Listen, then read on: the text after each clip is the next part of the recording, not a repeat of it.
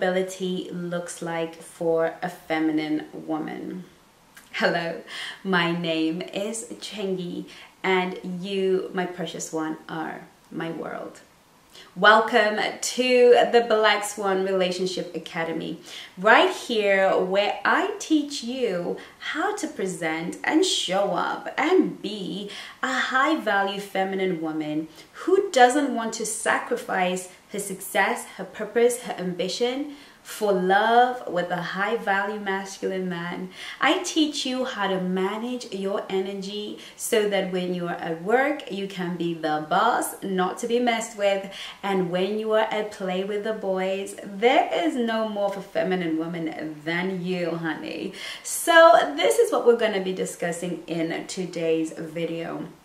I did a video not too long ago, and we're talking about how being feminine repels narcissistic energy. Now, of course, anything to do with narcissism will trigger a lot of people, especially if you've been a victim of a narcissistic relationship. Hands up, who has not? Most of us have fallen into the web of a narcissist, and sadly, more than once. And so I understand that we can easily be triggered. It is not my intention to trigger anybody, but I understand that when we are speaking on a public platform, there may be misunderstandings and triggering. But nevertheless, we shall continue to move forward, because amongst the comments was something that really touched me. Yes, I am always in the comments, making sure that I'm creating content that will suit you. But whilst in those comments, I began to talk to one of the ladies. Was like, oh my goodness, I didn't even realize that was vulnerability. I realized from the work with my clients and the ladies in the Swan Nation that many of us as women don't really understand vulnerability. Why? Because many wrong connotations have been attached to emotional vulnerability. Yes, vulnerability is often somebody who is more likely, it's a state of being where you're more likely to be abused, etc. But when we're talking about emotional vulnerability, it really is a greater, more deeper work. It is actually how we are preserved. And I know it sounds almost like an oxymoron. How can you be vulnerable and preserved? See, I want to give you the example of a baby. Why? Because babies are adorable. They can't move, they can't talk, all they do is poop. But somehow, everyone around them, unless they've got, obviously, they're psychopath or so, wants to protect them. Why are we so triggered to protect a baby? Why is it when we see a baby, all we want to do is hold it and keep it safe from any harm? Because when we as healthy people, fairly healthy people, see vulnerability, it makes us rise up and want to protect. This is the same within the heart of a man when he is dealing with a vulnerable woman. If he is a masculine energy man, this is a man that sits heavily in his masculine energy. It will break his heart to break yours. It will completely upset him to know that he is the cause or the source of any pain, hurt, and disappointment in your life. A feminine man, not so much. He's quite happy to go into the ringer with you and compete for feelings and emotions and cherishing, because this is where he is seated within the feminine realm. So if you're upset, he'll tell you, well, I'm upset too. He's the guy that will say, well, how about my feelings? You want me to care about your feelings, but how about my feelings? Right? This is the response of a feminine man, because he is always in competitive energy with you for cherishing. A masculine man is going to respond the way we respond to a baby when we hear that there's something, or we feel there's something we haven't done or have done to cause that baby pain. Maybe we haven't changed their nappy yet, or we haven't fed them yet. We're driven to do something about it rather than say, you are just a constantly cry baby. Well, how do you think I feel? I want to use the toilet too. He is able to have that same response in us that we do when we see a baby crying or a baby unhappy. Am I saying that women are babies? Of course not. You will hear that if that is the wound in your own heart, but it is not what I'm saying. What I'm saying is that we can either show up as vulnerable women, speaking our truth. When a baby is hungry, it doesn't keep it to itself because it doesn't want the grown-up to run away. When the baby is hungry, it cries. We have a saying in my country of origin, in Zimbabwe, and I'm going to translate it for you. And it says, a baby in the cradle that does not cry will die there. Mwana asingacheme anofira mumbereko. This means if you don't, we carry our babies on our back. And when our women and our mothers were going on long journeys, they had these I don't know what to call them, but they're contraptions that would hold the baby tightly in before they wrapped the baby in a towel. And they would only know if that baby was happy or safe by the cries. So it would go, ah! And then they would know, okay, it's too tight. But if the baby said nothing, then by the time they got to their destination, the baby may be dead because of compression. So the mother hears out for the whimper of the child to know, or the breathing of the child to know that the baby is safe. And so this is where the saying comes from. Just like a baby will always indicate its level of comfort, so also must a vulnerable woman always indicate her level of comfort. If she's in the company of a great masculine man who makes her feel comfortable and happy, opens her doors, make sure he pulls out her chair before she sits down, always looks after her comfort, takes her coat and makes sure that she is happy and comfortable. A vulnerable woman will say thank you. Thank you so much for making me feel like a lady. Thank you for making me feel so comfortable. Vulnerability is not just about saying the things that are negative when they happen. It is also having the courage to tell someone, especially a masculine man who is putting in effort, how much you appreciate him. Now, some of you would say, yeah, but that's not scary. How much and how often have you been grateful on a date? How many times has a man actually paid and you have let him know how wonderful it makes you feel that he's taken the lead and that he is making sure that you feel safe and secure? How many times, I was talking to a client of mine and I was like, did you compliment him? And I gave her some tools. The next time you go on a date with a guy that you really like, notice everything amazing he does. Tell him how amazing it is and then tell him how it makes you feel.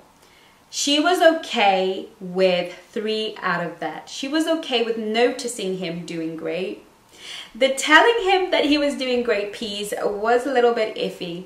And then what filled her with horror was having to tell him how what he did makes her feel. So for example, I love it when you smile. It just lights me up. Oh my goodness, she said, there's no way I'm saying that. You must be joking. And I was like, why? And here's why.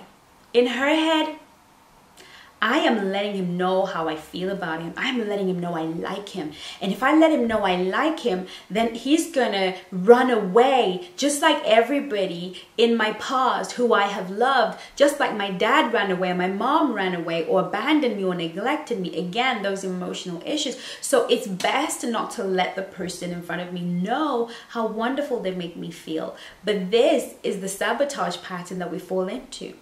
Vulnerability and letting somebody know how you feel is not being a doormat.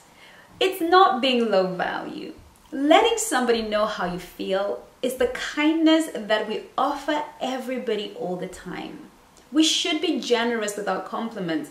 We should be generous with letting people know when they're doing something good and how it makes us feel. You know, watching you run so hard and work so hard, baby, makes me feel like the luckiest woman in the world. That's what a married woman can say to a husband, and that would save her marriage, because maybe we're just so busy picking out the bad stuff. The bad stuff sometimes doesn't take vulnerability. It just takes enough anger, enough rage to say. But to actually give a man a compliment. Now, what I was saying to her is, you don't lather him all day, every day. Of course, I don't want us running around giving men compliments. but it has to be genuine. Something genuinely he is doing right. What makes us high value is not withholding. What makes us high value is having clear boundaries and standards.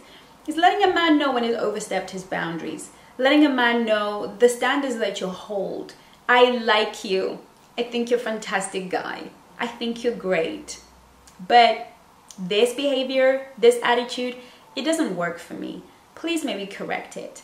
That's high value. It's not just high value to constantly criticize. Vulnerability is required to be even a generous person.